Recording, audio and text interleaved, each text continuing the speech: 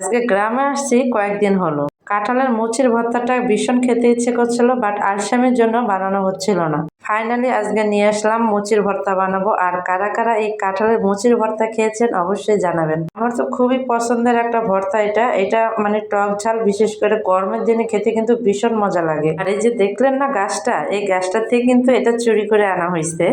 কারণ আমার জেঠিমা পছন্দ করে না গাছের কোনো ফল ছিঁড়ে বা আমরা ছিঁড়ে সেই ফলটা খাই। আগের দিনের মানুষ তো একটু খিটখিটে স্বভাবের, যাই হোক কোনো সমস্যা নেই।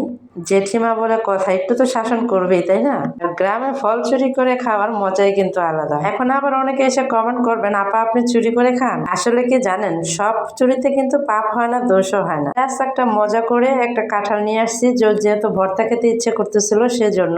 আমি ভর্তাটা কিভাবে বানাবো সেটা তো আপনারা অলরেডি দেখেই ফেলছেন। কাঁঠালের মুচিটা একটু ছোট হলে ভালো হতো, কারণ এখন যেহেতু সব গাছের কাঁঠাল একটু বড় সাইজের হয়ে গেছে। আমাদের আত্মীয় স্বজনের সবার বাড়ি খোঁজা হয়ে গেছে, বাট ছোট কাঁঠাল কারো বাসায় পাই নাই।